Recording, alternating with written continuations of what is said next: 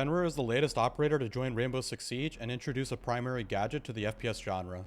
I think one thing has been understated though. He is fundamentally broken. Fenrir is joining the ranks of some already powerful and non-interactive defenders such as Azami and Solus, but those two defenders are mostly powerful within Siege, whereas Fenrir would be strong in FPS games as a whole.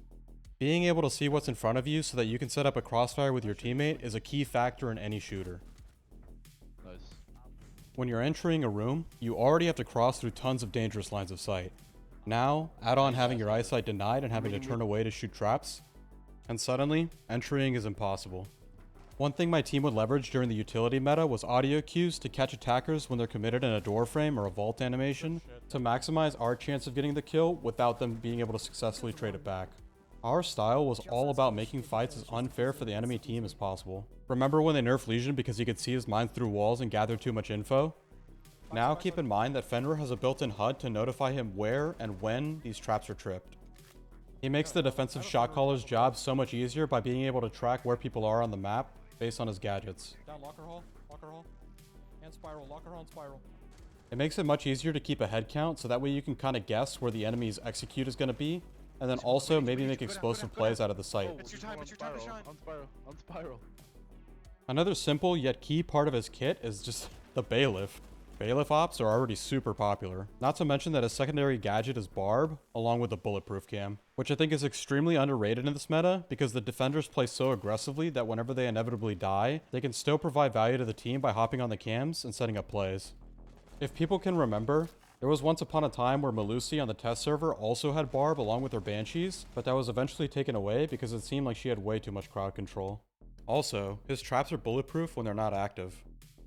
Attackers already have a difficult time clearing bulletproof gadgets such as Azami, so it seems like the best counter to him right now is basically bringing EMP grenades and hopefully being able to shoot it with IQ or a Twitch drone. But with the attackers already being taxed on util as is, it's hard to think players will have many opportunities besides maybe EMPing a door once and going through. But even then, that only tackles the utility aspect of the game. As I mentioned before, a good team will have something in place such as a bulletproof camera, a deployable shield, frost traps, another player waiting to clean up. Literally anything in place to at least guarantee a 1-for-1. I think that if a team needs to shore up its discipline on defense, Fenrir is the operator to go with. There is one little quirk with his gadget that I noticed after playing him for a while, and that is that the gadget doesn't blind them right away. So once you hear the audio proc, you should wait about a second before swinging, so that way they're completely blind. This will definitely mess with you and your team's timings for a bit, but I think that just reinforces the idea that Fenrir is going to have a really high skill ceiling, especially given the fact that you already need to learn how to juggle his gadgets and keep track of the HUD.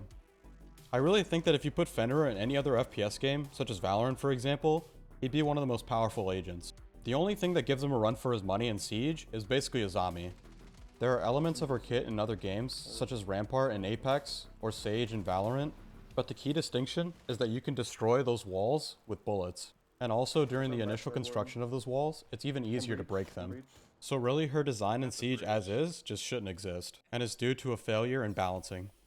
Fenrir, however, I believe if you place him in any FPS title, he would thrive. If you want to make the claim that Azami is more broken than Fenrir, nobody's going to argue against you. I just think there are plenty of Azami variants in other games. Whereas Fenrir's one-way favorable gunfights and ability to gather information would be strong in any FPS game. So are you guys expecting a lot of Fenrir bans in comp and ranked? Let me know in the comments and don't forget to subscribe. Thanks guys.